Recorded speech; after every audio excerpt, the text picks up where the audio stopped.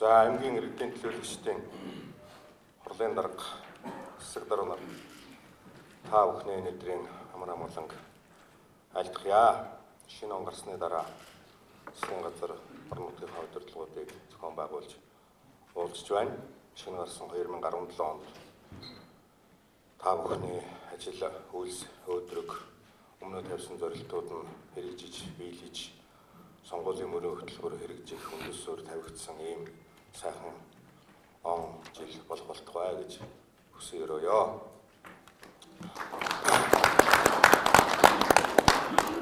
За өнгөрсөн 2016 он бол Монгол улсын хувьд бол нэлээд бас онцлогтой 2-3 сонгуул болсон ийм жил байсан. Сонгуулийн үр дүнгээр та бүхэн өнөөдөр орон нутгийн удирдлагын өөрөө удирдах ёсны байгууллага, захиргааны байгууллагыг толгойлж ажиллах болсон юм байгаа. 2016 он бол шинэ удирдлагууд томилогдож, шинэ бүтэц бүрэлдэхүүн бий болж, зохион байгуулалтын шинж чанартай ажлууд нэлээд хийгдсэн байгаа. За 2017 он бол жинхэнэ ажлын хийх эхлэл гараа. За тэгээд ер нь сонгуулийн өмнө хийж болох юу байдгийг энэ бүгдийг 17-18 онд бол хийж амжуулах ёстой ийм цаг үе байгаа. 4 жил гэдэг бол их богинохон хугацаа. Тийм учраас 17-18 оныг төв засгийн газарч тэр орон нутгийн удирдлага та бүхэнч тэр маш их бүтээлч, маш их үр дүнтэй ийм он болгохын зорилтыг бол дэвшүүлэх ёстой гэж би бол ингэж бодож байгаа. Тэгээд би улсын хурлаасаа орон нутгийн ажил амьдралыг бас хамгийн сайн мэдэх төгсрөн гишүүнийг бас хамт энэ уулзалтанд хамт орё гэж хэлсэн байгаа. Та бүхний ярьж байгаа зүйл, улсын хурл анхаарах зүйлүүд юу байх юм? Энэ зүйлүүд дээр бас ярилцахад бид хоёр бас хамт сонсож дараа нэг хурал дээр түүнийг ажил болгоход бол бас гишүүдийн зүгээс санаачлах ийм зүйлүүд байвал би төгсрөн гишүүнийг аймгийн хурлын дарга, засаг дарга, урлагч дарга гэл энэ аймгийн удирдлагын бүх ажлыг хийж исэн. Тэгээ парламентд сууж байгаа ийм хүнийх нь хувьд бол зориуд бас гэж дагуулж орж ирсэн. За би товчоо нэг хэдэн зүйлээр бас орон нутгийн удирдлагуудаа та нар бол гол юмнуудаа өчигдөр ярьсан байгаа. Тэгэхдээ илүүдэхгүй байх гэж бодож хэдэн зүйлийг хэлье гэж ингэж бодож байгаамаа. За үндсэн хууль батлагдаад 25 жилийн хугацаа ардаа хоцорч байна. Үндсэн хууль батлагдаж үндсэн хуулийн 25 жилийн ингээд эх 7 хоногт болох гэж байна. Улсын хурлаас энэ ойн арга хэмжээнд бол бас ач холбогдлогч энэ ойгоор үндсэн хуулийн тогтоогчид ардын хурлын депутатуудтай уулзах, үндсэн хуулийн өнөөдрийн хэрэгжиж байгаа байдал, цаашид хэрхэн үндсэн хуулийг яаж авч үзэх үү гэдэг талаар санал бодлоо бас солилцох ийм хурал зөвлөгөөнүүд бол нэлээд болно. 2016 оны Монгол Ардын намын сонгуулийн мөрийн хөтөлбөрт бол үндсэн хуулийг ард иргэдийн санал бодлыг авч түн дээр тулгуурлаж бас сайжруулах, шинжлэх, өөрчлөлт хийх зүйл байхыг үгүйсэхгүй гэсэн ийм зорилтыг бол дэвшүүлсэнийг та бүхэн бол мэдж байгаа. Тэгэхээр үндсэн хуулийн өөрчлөлттэй холбогдуулж засгийн газар ажлын хэсэг гаргасан. Өөрчлөх шаардлага байна уугүй юу гэдгийг судлаж үзэх. Энэ ажлын хэсгийг хэрэглэх газрын дарга толгойлж, энэ ажлын хэсэг дүгнэлтээ гаргаж улсын хурал бас саналаа өгөх ёстой.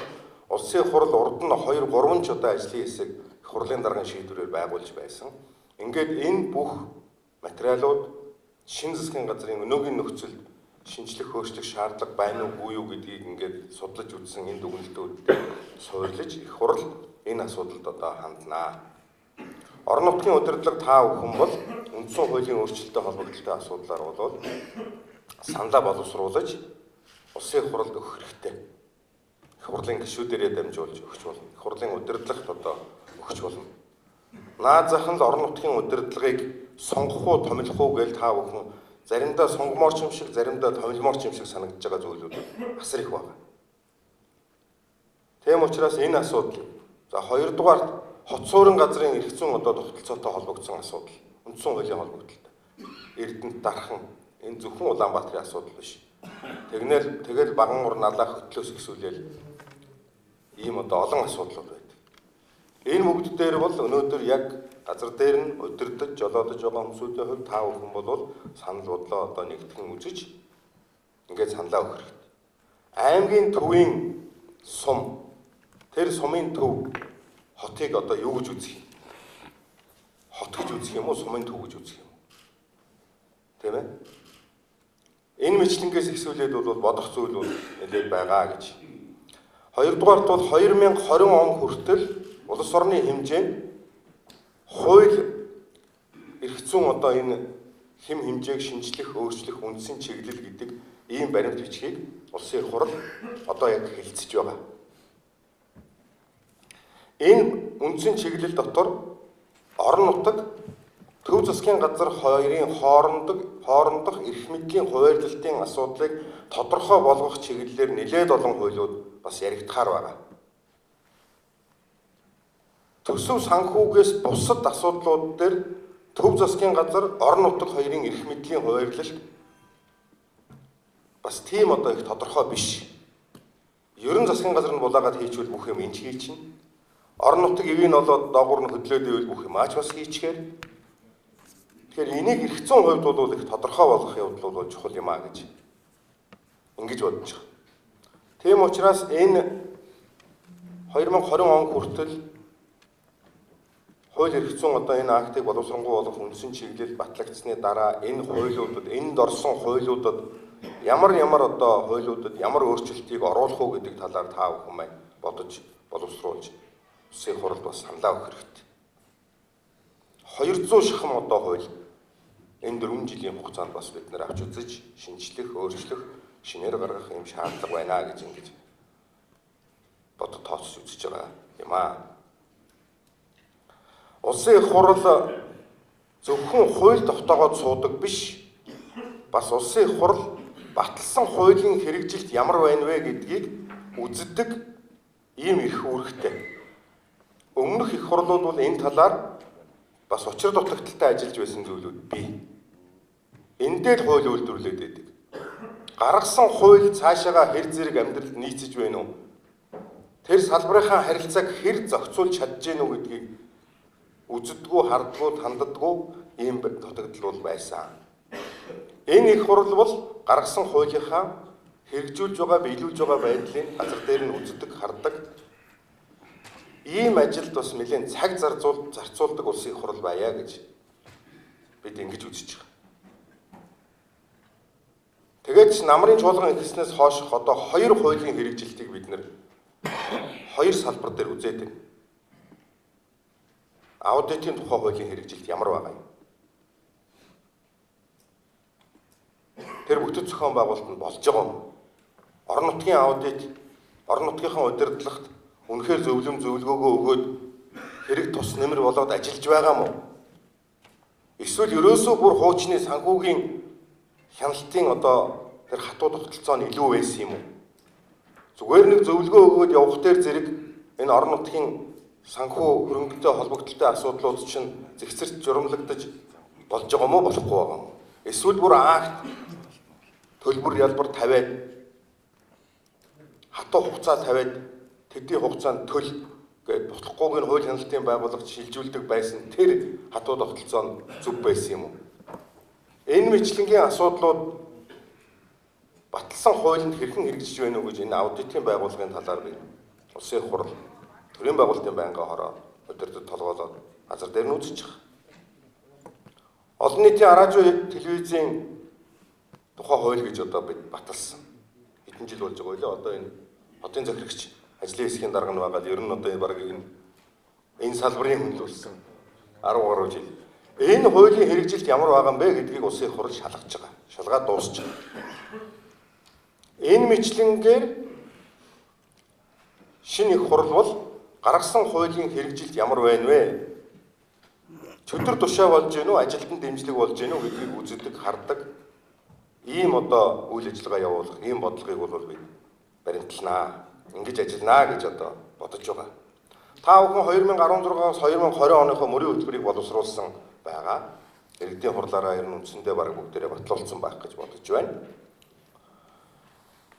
Өнөөгийн улс орны эдийн засаг, нийгмийн амьдралын энэ хүнд хэцүү нөхцөл байдлаас гарахын тулд бид нар зөвхөн орон нутгийнхаа хөгжлийн асуудлыг 4 жилээр харах юм уу? Эсвэл арай урт хугацаагаар харах юм уу? Энийг орон нутгийн удирдлага бодмоор байгаа. хөгжлийн бодлого төлөвлөлтийн тухай хууль, доктортой хөгжлийн үзэл баримтлал 2030 гээд улсын их хурлаас бол гарах шийдвэрүүд гарчихсан хөгжлийн асуудалтай холбогдуулсан. Хөгжлийн бодлого төлөвлөлтийн тухай хууль, аргачлал, ерөнхий концепц ямар байх уу гэдэг 2030 он хүртэлх зорилтууд яг улс орны хэмжээний зорилт. Тэгэд энийг хэрэгжүүлэх ийм хугацааны орон нутгийн хөгжлийн хөтөлбөрийг ер нь энэ сонгогдсон хурал засаг дарга хамтарч боловсруулах нь зүйтэй юм а гэж би бол ингэж үзэж байгаа. 20 он хүртэлх 4 жилийнхаа мөрийн хөтөлбөрийг боловсруул, түүнийгээ жил тутам иргэдийн хурлаараа хэлэлцээд яв. Харьцангуй энэ удаагийн иргэдийн төлөөлөгчдийн хурлаар сонгогдсон иргэдийн төлөөлөгчдийн хурлын төлөөлөгч, тэндээс нэр дэвшсэн засаг дарга нар, та бүхэн хурлын дарга нар хөгжлийн асуудалд арай илүү үндэс суурьтай хандах ийм боломж бололцоо дадлаг туршлагатай хүмүүсүүд. Нөгөө талаасаа улс төрийн талаасаа ч тэр яг энэ асуудлыг бодож боловсруулах, дэмжлэг тусалцаа авах бас боломж бололцоо нь урд өмнөхөөс илүү гэж би бол бодож байгаа. Тийм учраас орон нутаг болгон ер нь 30 жил хүртэл 2030 он хүртэл нэг хөгжүүлэх салбарынхаа авч үзэх бодлогынхоо урдч төрүүч нь юу байх юм бэ гэдгийг нэг үзүүл яасан юм бэ. Энийг та бүхэн дор бүрнээ бодож нэг боловсруулж ажиллаач гэж би бол ингэж бодож байгаа юм. Эдийн засгийг сэргээх хөтөлбөр улсын их хурл баталсан. Энэ хөтөлбөр бол зөвхөн засгийн газрын хийх ажил биш. Энэ хөтөлбөрийг улс орон даяараа хөдөлж байж эдийн засаг сэргэн, хямралт байдал иларшина. Тийм учраас энэ хөтөлбөрийг хэрэгжүүлэх орон нутгийн ямар бодлогыг баримталж ажиллах ёстой юм бэ гэж. Засгийн газар ер нь хөтөлбөр хэрэгжүүлэх орон нутгийн төлөвлөгөөг орон нутгад хий гэж өөрөө өгч байгаа юу? Өгч байгаа юу? За энэ дээр бол их бодолтой хандаж энэ хямралт байдлаас гарахад мэдээж хэрэг улс орны тавьсан тэр том өр зээлийн асуудлыг та нар төлөхгүй. Та нар бол орон нутгатаа тодорхой хэмжээний бас хэмнэлт, орлого бий болох ийм бодлогыг хэрэгжүүлвэл тэр чинь төв засгийн газарт хөнгөлөлт, ачааг нь хагасалж байгаа ийм л тус нэмэр болно. Өнөөдөр 3 сард төлөх 580 сая долларын асуудлыг бол засгийн газар улсын их хурл тэрийг л бодож боловсруулж төлнө.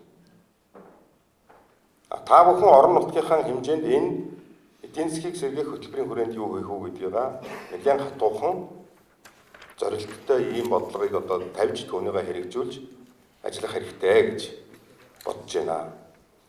Би үндэсний хэмжээний хэмнэлтийн бодлого гэж энэ тэнд нэг 2-3 ч дуурч чадваа.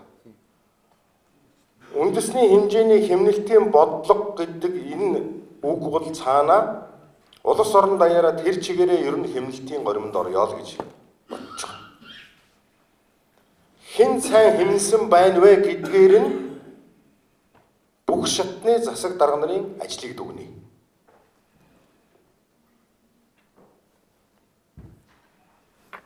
Хагас жил тутам, бүтэн жил тутам зарлага хэн сайн хэмнэлсэн байна. Баг хороон дээр иргэдэж гисэн нэг өрхөн хэрэгжилж байгаа хэрэгцээнийхээ зүйлийг ч гэсэн хэмнэлтийн бодлогын хүрээнд багасгах ийм бодлогыг барьж монголчууд нийтээрээ хөдөлж байж энэ эдийн засгийн хүнд нөхцөл байдлаас бол бид нэр гарах ёстой гэж ингэж бодож байна. За үндэсний хэмжээний хэмнэлтийн бодлого дээр бол энэ төр захиргааны байгууллагын оронтой бүтцийн зохион байгуулалтын асуудал дээр нэлээд анхаарч хандах ёстой байгаа. Ялангуяа дээрээсээ оронтой хэмнэх асуудал дээр цөөлөх, цомгдох асуудал дээр анхаармаар байна. Иргэдийн төлөөлөгчдийн хурал аймагт 3 хүнтэй, нийслэл 5 хүнтэй байсан үе саяхан. Одоо нийслэл хэд гэлээ? Бараг 30-40-од болсон гэсэн баг. 50-аад. Манлжуу гэдэг хүн доороо нэг 4 хүүхэнтэй тэгэл тэр 40 хүнтэй иргэдийн хурлыг нэг юм ажлын залгуулаад байсан. Тэр аппаратад иргэдийн хурлын төлөөлөгч нь чирэгдэж байсан уу гэхээс биш аппарат нь төлөөлөгчтэй хизээж чирэгдэж байгаагүй. Аппарат нь төлөөлөгчөд харин чирээд сургаад ингээл яваад болоод байсан. Хотын ажил явдгаараа яваал байсан.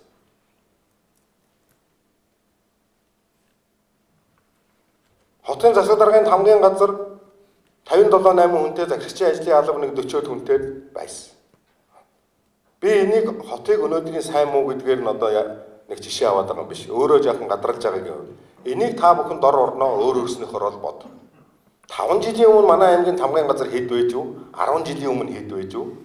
Өнөөдөр хийдэг ажил ямар байна уу? Өөрчлөгдөж үгүй юу? Хүрээ нэмэгдэж үгүй юу гэл ингээд та нар дор өрнөө бодоод үз. Тэгээд энэ орон тооныхоо асуудал дээр нэг болгох хэрэгтэй. Төвчж болох ямар зардал байна? Энэ бүгдийг л төвчмээр байна. Сүүлийн 6 сарын байдлаар оронтойгоо хямдруулсан байгууллага улсын хэмжээнд ганцхан л байгаа бах. Энэ нь улсын хурал. 10% оронтойгоо улсын хурлын тамгын газар хэмнэсэн. 198 хүнтэй байсан 20 хүн цомгдсон. Жилийн эцсээр улсын хурлын тамгын газрын зардал мөн тийм хэмжээгээр бас хэмнэлт гарсан. Тэр хэмнэлт сангийн яам дээр үлдсэн. Энэ бол зүгээр яг тоогоор илэрхийлвэл жижигхэн байж мэднэ.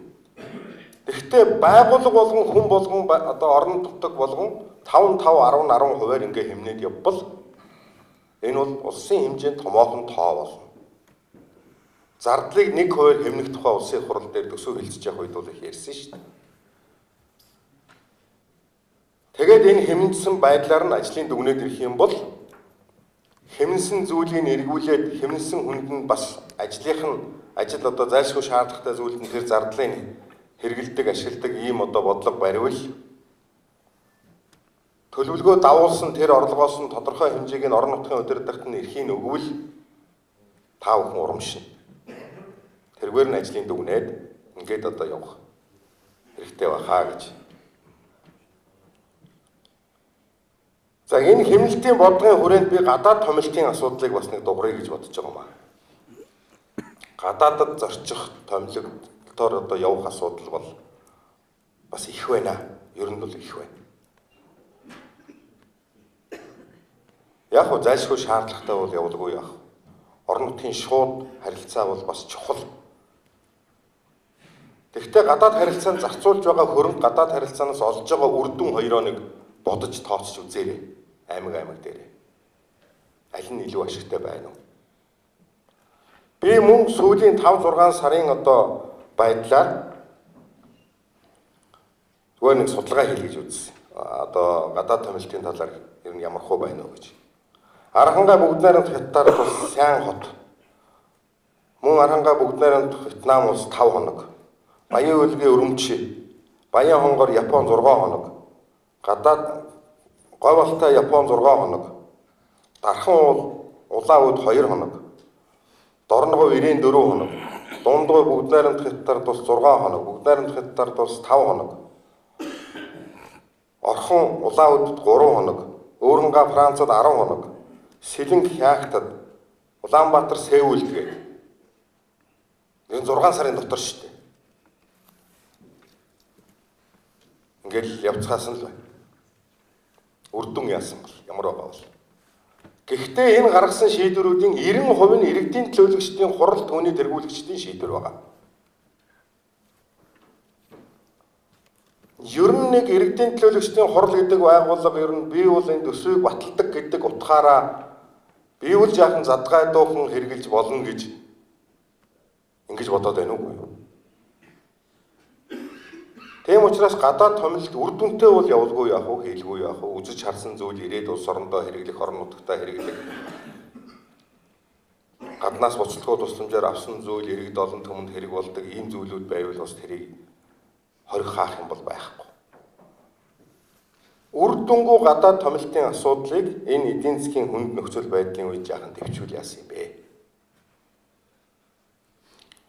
Хэмнэлтийн бодлогын хүрээнд эдийн засаг өсгөх, эдийн засгаа дээшлүүлэх энэ бодлогын хүрээнд гадаадын хөрөнгө оруулалтын татах хөрөнгө оруулагчдыг одоо зөв зүйтэй ийм ойлголтод хүргэх асуудал бас чухал байгаамаа. Би 9 сарын ихээр ээлж тус чуулганы хаалтан дээр хөрөнгө оруулалтын талаар нэг тодорхой үг бас зорилт болгож үг хэлсэн. Ер нь хөрөнгө оруулагчдыг жаахан хамгаалах, хөрөнгө оруулагчдын аюулгүй байдлыг одоо хангах. Тэгээд 9 сард хийсэн бас би нэг судалгааг үзсэн. Өнөөдөр хүн болгон гадаадын хөрөнгө оруулалтыг хууль эрх зүйн орчинд докторгүй л гэж ярьдаг. Тэгээд ямар юм докторгүй юм гэхээр өнөөдөр 12 оны 3 сард нэг хэдэн гишүүн санаачлал тэр нэг хууль өөрчлөлт тэгээд докторгүй байгаа л гэсэн шүү дээ гэж. Тэгвэл гадаадын хөрөнгө оруулагч чинь өөрснөө хууль эрх зүйн орчинд докторгүй гэхээсээ 57.1% нь бол ямар нэгэн шахалт дарамт хүнд суртлаас болж би Монголоос хөрөнгө аваад гарах боллоо. Би ер нь гармаар байна гэж 57.1%. 10 гадаадын хөрөнгө оруулагч тутмын 6 хүн нь тэр хууль эрх зүйн орчин биш. Намайг мэргэжлийн хяналт гэдэг юм уу, гайл гэдэг юм уу, орон нутгийн одоо засаг дарга нар гэдэг юм уу, дарамтлаад би ажиллаа хийж чадахгүй байна гэж ингэж үзэж байгаа юм байна шүү дээ. Тэгэхээр хууль эрх зүйн орчин гэхээсээ энэ 57.1% нь одоо ингэж үзэж байгаа юм. Энэний хэдэн хувь нь орон нутгийн төр захиргааны байгууллагын дарамт, хэдэн хувь нь төв засгийн газрын дарамт байгаа бол аль нь л байгаа. Шийдвэрийг гаргаж өгдөг юм байна. Одоо яадаг нэг юм хараад байд юм уу яагаад гэдэг. Тэгэл одоо байлгаал иргэдийн хурлын шийдчихэд байхад л энэ гарын үсгээ зураад хамгаа дарах юм л одоо ингээд тэгэл нөгөө нэг орчуулагчаа дагуулаад нэг аймгийн хамгийн газар дээр ч юм уу нэг яамн дээр ч юм уу ингээд хүлээгээд байдаг. Лиценз зөвшөөрөл байсан юм ин одоо бас нэг янз бүрийн жижиг сажиг юмар хоргоогоод төвдүүлээд сандаргаад байдаг юм байна. Гадаадын хөрөнгө оруулалтаар Монголын одоо энэ хямрал байдлаас гарахад гол ус нөлөө болно. Энэ дээр та бүхэн маань бол нэлээд одоо бас нэг хариуцлагатай хандаж аль болохоор дэмжсэн байгаль орчны тэр хяналт шалгалтаа бол тавилгүй яах вэ? Ингэж одоо хандах хэрэгтэй. Багийн засаг дарга хүртэл гадаадын хөрөнгө оруулагчдад бас л хөөрхөн дарамт үзүүлж байгаа шүү. Өөрийнх нь яг нутаг дэвсгэр дээр байгаа. Гадаадын хөрөнгө оруулалтын талаар би нэг үг хэлсний дараа бол ер нь ажиглаад байсан хууль зүйн дотоод хэргийн яамн дээр л нэг шийдвэр гаргах шиг болно лээ. Энэ зүгээр инколт гэдэг хүн хэлээд байгаа юм биш. Хууль тогтоох байгууллага их хурал ингэж үзэл хэлж байгаа шүү дээ. Энийг та бүхэн маань одоо анхаарч үзээрэй гэж. Ажлын байрны асуудлыг нэлээд анхаарлынхаа төвд орон нутгийн удирдлагууд маань тавьж ажиллаач гэж би хэлэх гэсэн юм аа. 2007 онд одоо засаг дарга хурлын дарга байсан хүн байна. Асна номдог байна. Улс орон даяар одоо сандаг очир энд сууж байна да. Зоригт Батарч бас мэдж байгаа. Улс орон даяараа ажлын байр нэмэгдүүлэх зорилтыг дэвшүүлсэн. Бүх хүний ажлыг ажлын байр нэмэгдүүлэх үзүүлэлтээр дүгнэсэн. Бүх сайдын ажлыг, бүх засаг дарга нарын ажлыг, танаа аймаг дээр хэдэн ажлын байр бий болсон. Тэгээд тэр бодтой бий болсон ажлын байраар ажлын дүгнээд ингээд ирэхтэр зэрэг орон нутгийн амьдралд ч ахиц өөрчлөлт гарсан. Нийт дүнгээрээ ч бас нэлээд одоо ахиц өөрчлөлт. 84 мянган ажлын байр бий болсон санагдаж байна. Жил дунджаар нэг 50-60 мянган байдаг байсан тэр үед. Тэгэхэд тэр зорилт дэвшүүлсэн бүгдийн үзүүлэлтийн тийм болгосон ийм үед бол 84 мянган ажлын байр бий болсон. Одоо би энэ хямралтай байдлын үед бол орон нутгийн удирдлага ажлын байрыг жижиг гэлтгүү. Ажлын байрыг цөөн гэлтгүү. Нэг гэлтгүү нэмэгдүүлэх ийм л одоо арга хэмжээг дор бүрнээ бодож тооцож чаддаг ажиллаач. Тэгээ энэгээр бас ажлын үнэлээч, дүгнээч. Та нар ухаан сумынхаа засаг дарга нарын сумынхаа иргэдийн хурлын ажлыг ажлын байраар дүгнээд ингээд хэлээд үз. Тэгвэл энэ эдийн засгийн хямралтай хүндрэлтэй байгаа энэ үед орон нутаг их одоо тус нэмэр болсон, засгийн газартаа тусуулсан, улс орны эдийн засаг тусуулсан ийм одоо арга хэмжээ болж чадна. Мөн энэ эдийн засгийн хүнд нөхцөлд орон нутгийн өмчийн аж ахуй нэгж байгууллагуудынхаа засаглалыг сайжруулах бүтцийн өөрчлөлтийг нэг авч үзэж эдийн засгийн хувьд үр дүнтэй мүү үгүй мүү гэдгийг нэг бодож тооцож та бүхэн ажиллаач гэж би хэлье. Засгийн газар бол төрийн өмчийн бодлого зохицуулалтын газар юмнуудаа хийгээд ингээд эхэлсэн. Орон нутгийн өмчит аж ахуй нэгж би 2015 оны судалгаагаар ярив. 210 аж ахуй нэгж 317.3 тэрбум төгрөгийн өртөө 148 тэрбум төгрөгийн алдагдaltaй гэж гарсан байна. Хувь хүн иргэд бизнес аж ахуй нэгж байгуулахдаа ер нь алдагдал хүлээ ерөн дурыг гэж компани байгуулдаг үстэй. Ажлаа ингээд хөөцөлтэй байвал бүрч биелэхэ байцсан эд биш юм байна гэдгийг нэг үзүүлчээрээ. Энэ нам сонгуульд яллаа орлого нэг биеллээ гэж нэг овоо зоцоотл одоо амьдрал сайжраад эдийн засаг сэргиждэггүй маа гэхэд улсын хурлаас тогтоосон орлогыг олчихлоо гэдэг ийм нэг үнэлэлт өгнөлттэй болмоор байна гэж би засгийн газрын 2 агентлагийн даргыг бол нэг бус удаа хэлж ярьж байсан. Би энийг бас үр дүнд хүрсэн гэж бодож байна. Ер нь татвар төлөгчтэй урьж дуудаж уулздаг уулзалт ер нь их ховор болсон. Хуучин бид нар ингэдэг л байсан. Татвар төлөгч нартайгаа уулздаг, жаргал зовлонгийн ярьдаг, хэцүүцсэн үед урчилгаа бас нэг жаахан юм хийлгүүлждэг. Тодорхой дэмжлэг үзүүлдэг. Энийг бол орон нутгийн засгийн газар аль аль нь татвар төлөгч нартайгаа уулздаг, учирдаг энэ арга барилыг бол одоо сэргээж ажиллах хэрэгтэй. Өнөөдөр улсын төсвийн орлого 2016 оны байдлаар бол биелсэн. Урчилсан дүнгээр 100.8%. Тэгвэл өмнөх 4 жилд ямар байсан? 4 жил дараа нь тасарсан.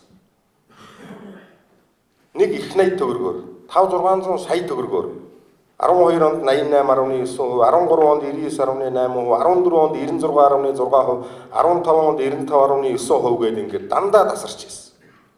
Сүүлийн 4 жил төсвийн орлого тасарсан үзүүлэлт энэ жил биелж гарсан. Архангай дорнод завхан төв хинти дархан бол гой сүмбэр зэрэг аймагуд урчилсан дүн мэдээгээр төсвийн орлогын төлөвлөгөөг 100-аас дээш биелүүлчихсэн байна. За тэгээд эцсийн одоо статистик мэдээ ингээд 1-2 хоногийн дараа гарах бах энэгээр яг эцэлж яаж гарах нь урчилсан дүн байдлаар бол энэ 5-6 аймаг бол биелүүлчихсэн байна. Энэ бол их хурлаас орон нутгийн удирдлага та бүхэнд өгсөн хууль үүрэг даалгавар гэж ойлгох хэрэгтэй. Энийг биелүүлэхийн төлөө 1 сараас эхлүүлээд одоо та бүхэн анхаарал тавиач. Зүгээр л орж л байдгийм гэж бодож сууж болохгүй. Оруулахын төлөө аль аль талаасаа одоо ингэж хамтарч ажиллах хэрэгтэй. Тэгжиж үр дүн хүрдэг. Амьдрал ер нь тийм ч ярьж хэлцэж байж ойлголцож ижил үр дүнд хүрдэг шүү дээ. Та нар дуудаад уулзаад байвал тэр аж ахуй нэгжийн чинь ч урамтай татвараад байна.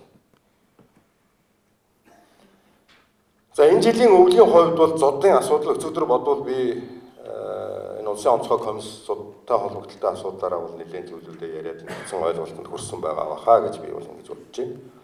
Надад ирсэн мэдээгээр бол нийт малчин өрхийн нэг 10 гаруй хувь нь өөр сум аймгийн нутаг дэвсгэрт отор хийж явсан байна гэсэн ийм мэдээтэй байгаа. Ерөөсөө бид нар зод гэхээр малчин гэхээсээ илүү малаа гэдэг шүү. Эхлээд хүнээ анхаарах хэрэгтэй. Малчнаа анхаарах хэрэгтэй. Тэр малчны эрүүл мэндийн асуудал яаж вэ? Малчны хүүхдийн сургууль соёл хамгаалалтын асуудал нь тасарч уу, яач вэ? Өөр аймаг сумын нутаг дээр явж байгаа хүнд эрүүл мэндийн эмчилгээ үйлчилгээ үзүүлэхгүй хүндрэл бэрхшээл учруулж байна уугүй юу? Нэгэнт нутаг дэвсгэр дээр чинь үйлчилж байгаа бол Монгол хүн л байж таараа, Монгол улсын иргэн л байж таараа тэр нутаг дэвсгэрийн эмнэлэг үйлчилгээ үзэх л ёстой.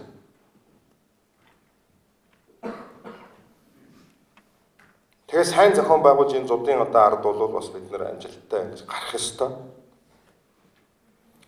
2009-оос 2010 онд болсон тэр зуд 40 жилд болоогүй зуд болж байна гэж бас амаргүй л байсан. Монгол улсын хэмжээнд 47 тэрбум төгрөгийн буцалтгүй тусламжийг орон нутагт үзүүлсэн шүү дээ. 47 тэрбум төгрөг. Үүнээс 8 тэрбум төгрөг нь бол улсын хурал засгийн газрын шийдсэн асуудал байсан. Тэгээ бусд нь бол дандаа гадаадын зээл тусламж байсан. 2009-оос 2010 оны энэ зудны үр дүнгээр бол нэгдсэн үндэсний байгууллага зуд гэдэг монгол үг, яг энэ монгол үгээрээ зудын гамшиг гэдэг одоо ийм байдлаар бол орсон. Энэ зудыг даван туулахад бол орон нутгийн удирдлага овоо зорцоотлон тусалж чаддгүй маа гэхэд малчдаа уулзаад уучраа жаргал зовлонгийн сонсоод эрүүл мэндийн анхаарал явахад хүн сэтгэлээрээ шал өөр болдог. Орон нутаг одоо ингэж л ажиллах хэрэгтэй. Би бас энэ дээр нэмээд энэ ер нь орон нутгийн эрүүл мэндийн байгууллагын асуудлыг бүх засаг дарга нар нэг онцгойлж авч үзээч. Эрүүл мэндийн яам шинэ удирдлагууд бол нэлээд хөөрхөн ажиллаж байгаа шиг байна. Тэгэхдээ энэ салбар нийтээрээ улсын хэмжээнд нэг л дор орчиж. Эрүүл мэндийн салбарыг өөрийнхөө аймаг сумын хэмжээнд та бүхэн нэг онцгойлж авч үзэж боломж болцоо юу байна уу? Дэмжих, туслах. Тэгэхээр дэмжин туслах гэхээр л одоо тэр сум, энэ сум, машин мотоцикл гэл яриад явчихдаг юм байна. Хүний чадварчуулах, эмчийн хариуцлагажуулах. Тэр эмнэлгийн сумын эмнэлгийн машины жолоочийг өглөө нэг машина нэг цагт нь асаачдаг. Дуудлага ирэхэд нэг шууд асаагаад гардаг байлгах. За одоо нэг машина гал өнөө мануул хаана уу гэж одоо ингээл суугаад байдаггүй байлгах. Энэ юм бол одоо та бүхэн үр даалгаваргүй хийж болох асуудал шүү дээ.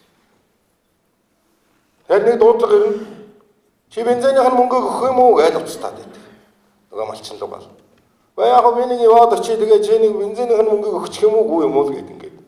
Нөгөөх нь өвдсөн хавц өгнө одоо бензины чи мөнгөийг өгнө. Чи явшуухан ирээд нэг үзээд өгөөч гэл. Энэ мэтлэнгийн зохион байгуулалтаасаа болоод олон түүний дунд эрүүл мэндийн салбарын нэр хүнд унсан юм байгаа. Энийг бол ерөөсөө орон нутгийн удирдлага та бүхэн нийтээр нэг анхаарад энэ салбарын үйлчилгээг олон түмэнд нэг бас нэг аманд нэг за эрүүл мэндч бас нэг арай дээр болсон шүү. Бас нэг арай өөр болсон шүү. Одоо манай шинэ засаг дарга гарч ирээд нэг ингэсэн шүү, тэгсэн шүү гэдэг ийм байдал руу оруулаач гэж хэлгэсэн юм аа. Сүүлийн үед Улаанбаатар хотод их анхаарал татж байгаа асуудал бол энэ агаарын бохирдлын асуудал байгаа. Агаар ус хөрсний бохирдлын асуудал. Тэгэхээр энэ зөвхөн Улаанбаатар хотын асуудал биш болж байгаа шүү. Би тийм учраас өнөөдөр ер нь нийт аймгийн удирдлагууд агаарын бохирдлын асуудлаа одооноос бодлоготой анхаарч байгаарэ. Нэг хүндэрчүүл болдгүй юм байлээ шүү. Улаанбаатар хотод агаарын чанарын стандарт 10-аас 20 дахин одоо тэр байх хэмжээнээс хэтэрсэн. Улаанбаатар хотын агаарын одоо энэ бохирдлын хэмжээ дэлхийн дунджаас 5-аас 6 дахин их байгаа гэл ингээд ийм тоонууд яригдчих. Агаарын бохирдлоор хичнээн мөнгө гаргаад дийлж чадхаа байсан байх одоо ийм байдал руу орж байгаа шүү дээ. Би нэг зүйл сандгийн 2000 онд Улаанбаатар хотын агаарын бохирдлын асуудлаар засгийн газар дээр нэг их том өргөн одоо яриа хэлсэн болоод нэг хэсэг улсууд нь бол түлшний өөрчлөлт хийя. Түлшний өөрчлөлт, түлшний үдцийн өөрчлөлт хий. Түлшийг чанаржуулъя. Түлшнээсээ шин түлш гаргая. Тэгж энэ агаарын бохирдолтой тэмцэе гэж. Нэг хэсэг сайд дарга нар нь 100-ны өөрчлөлт шинжилт хийя гэж. Тэгээд 100-ны өөрчлөлт шинжилт хийх таланд дийлж жигзэд сайд бит хоёр ялагдчихсэн. Тэгээ өнөөдөр энэ 16 жилийн дотор агаарын бохирдол нэмэгдсэн үү гэсээс буурсан зүйл байхгүй. Маш олон янзын 100 одоо Г2-оос ихсүүлэл одоо сүүлдээ бол гадаад 100 хүртэл тавьсан. 16 жил түлшний өөрчлөлтөд оролдож байсан бол өнөөдөр ийм болох байсан уу?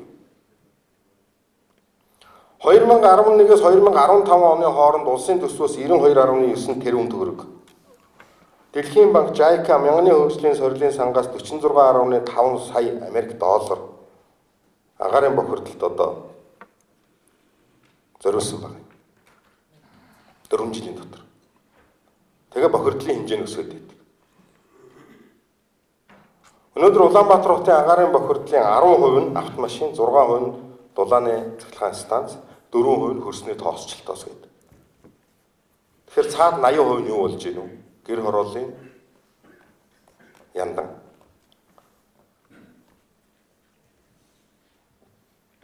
Би 12-нд нэг очиж нэг хонс 11 сард байлуу. 30 жилөө. Нодлон бас нэг очив. Тэгэхэд 12 бол агаарын бохирдолтой болцсон л хот байл. Өглөө босоод харахад 100 мод бол бас тал хувь агаарын бохирдолтой болцсон юм бэл. Зүүн талаар. Тэгэхээр зэрэг би юу гэж хэлж яах вэ гэхээр одоо аймгийн төвийн хөгжлийн ерөнхий төлөвлөгөө гэр хорооллоо хаана байрлуулах юм? Аймгийн төвд ямар төлш хэрэгэлдэг болох юм? Гэт энэ юмнуудаа та нарыг би одооноос бодож байгаа ч 10 жилийн дараа Улаанбаатар хот шиг дийл даахгүй болсон хүнд зовлон бэрхшээлтэй болчих бай гэж бодож тэр 30 жил 2030 он хүртэлх хөгжлийн бодлого дотроо аймаг сумынхаа агаарын бохирдлын асуудал, хөрс усны бохирдлын асуудлыг бас гол төвд нь тавьж бодож боловсруулаарай гэдгийг хэлэх гэж агаарын бохирдлын тухай ярьсан юм аа. Орон нутагт иргэдийг мэдээлэлээр хангах асуудал их чухал байна. Ер нь 30-аад сум л одоо шилэн кабель байхгүй, бусд нь бүгд одоо шилэн кабель холбогдох техникийн боломж болцоо бүрдсэн гэж байна. Тэгсэн хэрнээ интернет, Wi-Fi 332-31 суманд байна уу юу гэхтэр зэрэг бас тийм хэмжээнд биш. Энэ бол жижигхэн зохион байгуулалт, жижигхэн техник төхөөрөмжийн л одоо асуудал. Тэр дундаа залуучуудыг мэдээлэлээр хангах асуудал. Зөв мэдээлэлээр хангаж байж, тэг зөв ойлголттой байж наад зах нь орон нутгийнхаа төр засгийн зохион байгуулж байгаа ажлыг дэмжих үгүй юу гэдгийг шийдэгдэн шүү дээ. Тийм учраас энэ иргэдийг мэдээлэлээр хангах асуудал, төвөөс авч хэрэгжүүлж байгаа арга хэмжээг орон нутгатаа анхаарал тавьж дэмжих. Ер нь гар утасны антийн долгион ордог л болчвол тэгэл одоо манай аймгийн дарамсан за болоо гэх гээд байдаг шүү дээ.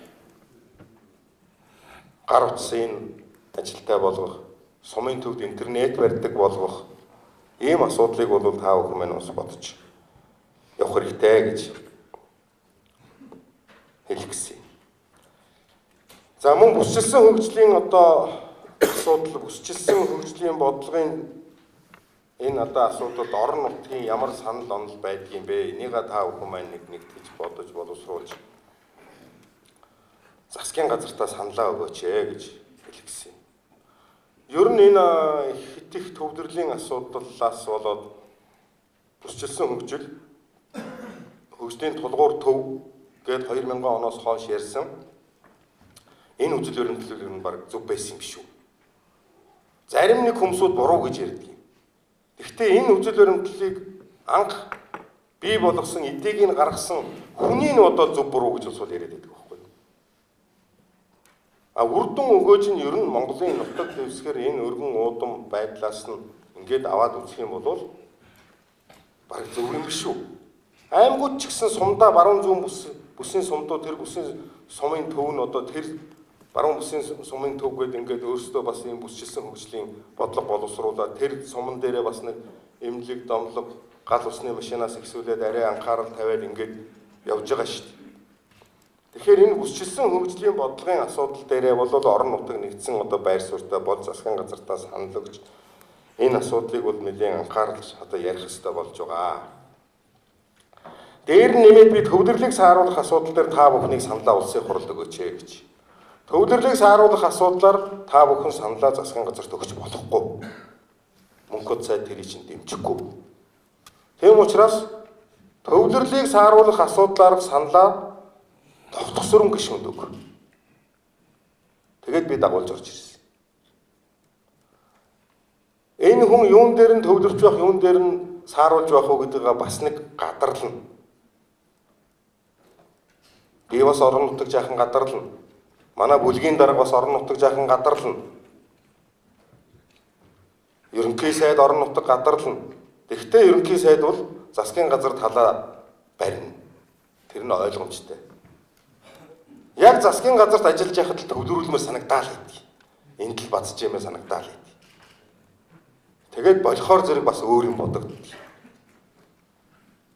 Тийм учраас би төвлөрлийг сааруулах асуудал энэ бол зөвхөн нэг томилгооны асуудал биш.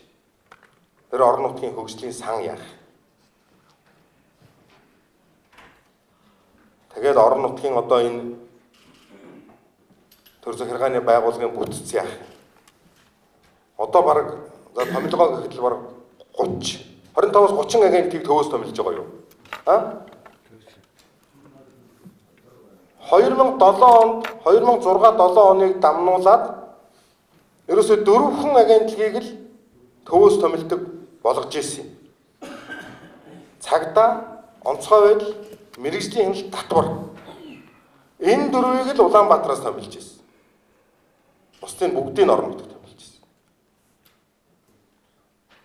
Дондог гишүүнээр ахлуулсан ажлын хэсэг байгуулад, засгийн газар их хурл хамтарсан ажлын хэсэг байгуулад, зориг гаргаад, одоо энэ хотын захирагч бол засгийн газрын одоо хэрэглэх газрын дарга байсан.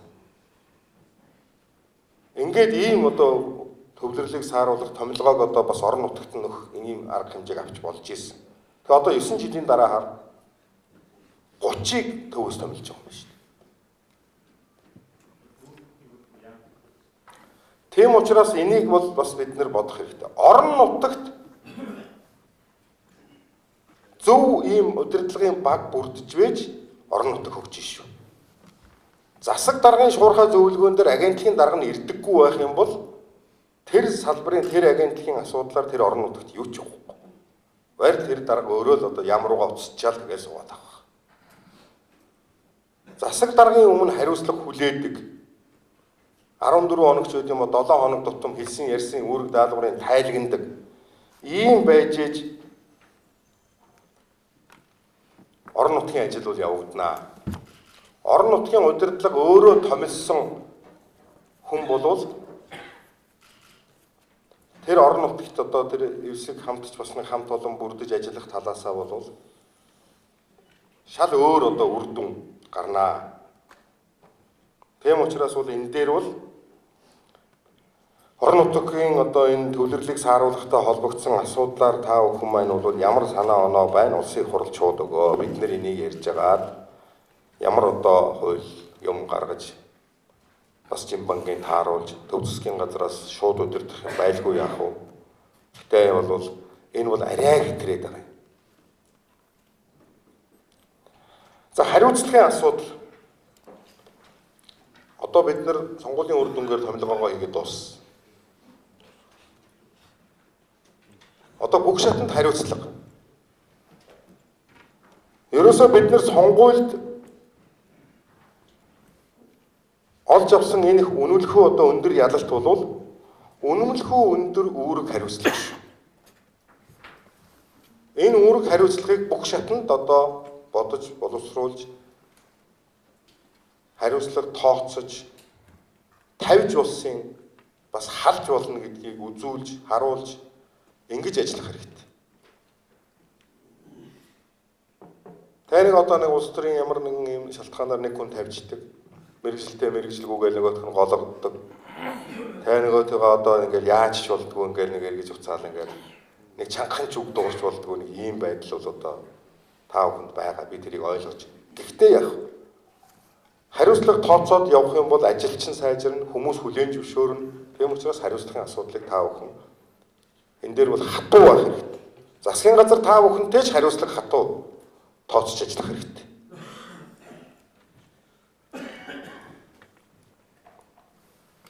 Хариуцлагыг одоо юугаар ер нь хэмжиж байх хэрэгтэй юм бэ? Төрийн үйлчилгээ хөнгөн шуурхай хүрчээн үү?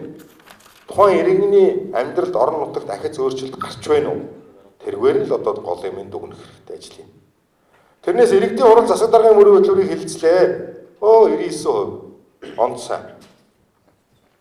Засаг дараа сумын даргатай гэрээ байгууллаа. 99% онцгой. Энэгээр дүгнэх хэрэггүй. Одоо бодвол өнөөдөр үдээс хойш та нар гэрээгээ байгуулах гэж байгаа байна. Би ямар хөө маягтаар гэрээ байгуулж байгаа юм гэж сонирхож үзсэн.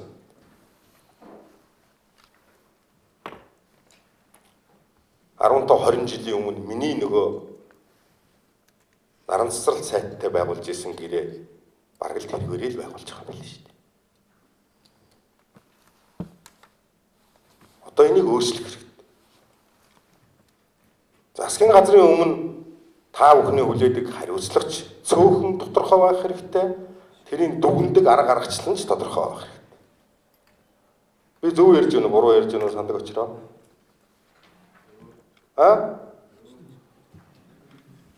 Намайг энэ төр захиргааны байгууллагт одоо ороход л сандаг очир гэдэг хүн энд л аймгийн дараа нарыг базаа сууж байна.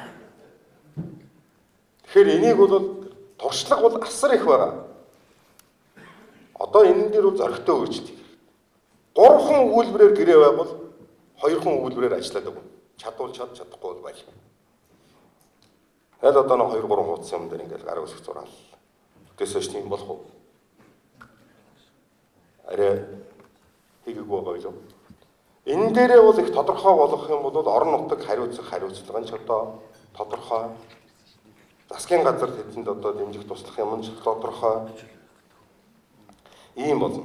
Ийм учраас энэ хариуцлагын одоо асуудлын хүрээнд бол их тодорхой юмар дүгнж тодорхой үүрэг хариуцлага хүлээгээд ингээд ажиллах нь зөвөө гэж би бол ингэж бодож байна. За эцэст нь орон нутгийн удирдлагууд хоорондоо эв түнжинтэй, эв нэгдэлтэй ажиллах асуудал бол их чухал.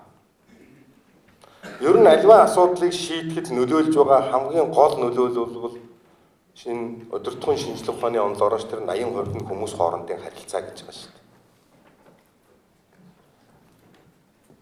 Тийм учраас иргэдийн хурлын дарга засаг дарга хоёр бол нэг хүн шиг л байх. Нэг орон нутгийн төлөө ажиллаж байгаа хүмүүсүүд нэг хүн шиг ажиллаж, нэг байр суурьтай, нэг бодолтой ингэж орон нутгийн чинь ажил бол урагшаа явна. Тийм учраас бол энэ дээр аль нь өөртөө одоо бас хүндэтгэлтэй хандах. Би бол иргэдийн хурлын даргач хийж ирсэн, засаг даргач хийж ирсэн. Иргэдийн хурлын дарга орон тооны болоход би 2 жил гарan дүүргийн иргэдийн хурлын дарга хийж ирсэн. Би 5 жил гарan засаг дарга хийж ирсэн. Тэгэхдээ иргэдийн хурлын дарга засаг дарга хоёрын тэр эв түнжинтэй, нэг бодлоготой, нэг зорилготой байх явдал бол засаг даргын санаачлагаар байдгийг шүү. Эрх мэдэл илүүтэй. Засаг дарга их ухаантай байж хурлын даргынхаа хэлсэн юмыг одоо ажил болгож ингэж байж энэ хоёр байгууллага учир начраа олж ажилладаг шүү. Би засаг дарга нь би одоо том нь гэл ингэж ээж ерөөсөө болов. Нэрийн дэвшүүлж байгаагийн хувьд бол иргэдийн хурлч нь бол бас том байгууллага шүү. Орон нутгийн өрөө өдөрдөх хэсний ард түмний саналыг автсан ийм байгууллага. Тийм учраас бол би аймаг орон нутгийн удирдлага та бүхний хоорондоо их хэв хэмжинтэй байж ажил дээр сайн муудахын зөндөө гарна. Тэрийг тухайн асуудлаа шийдэх тэр тохиолдол болгондоо л одоо за энэ дээр одоо чивтэр ийм байлаа тэгээд за яг ингэ шийдчихээ тэгээд за миний буруу байсан бэлээ зөв байсан байлээ. Бие биендээ уучлаарай гэж хэлж чаддаг. Бас бие биендээ хатуу шаардлага тавьж чаддаг. Асуудлаа шийдсэний дараа цайлж чаддаг. Ийм зарчмыг барьж дарга нар мань ажиллаарай. Тэгэхгүй нэг жижиг юмнаас болоод ингээд муудаад нэг сайнлж муудаад ингээд нэг тэгэл одоо нутгийн удирдлагын ордныхоо үүдэн дээр хоорондоо зөрөгтэй ч гэсэн гар урахаа байцсан л. Тэгээд тэр чинь улам л хүндрээд ий. Сүүлдээ нөгөө засаг дарга хурлын дарга чинь бүр хэлж байгаа үг хөдөлж байгаа хөдөлгөөн нь хүртэл одоо дургуй хөрмээр санагдаад ингээд унаа шүү. Тийм учраас бол элен далангүй асуудал аваад дээр нэг яриад нэг орон нутгийн төлөө явж байгаа нэг улс төрийн хүчний хариалтай хүмүүсүүд гэж яг л одоо нэг хүн шиг ажиллаарай гэдэг үгийг би одоо хамгийн сүүлд нь хэлье.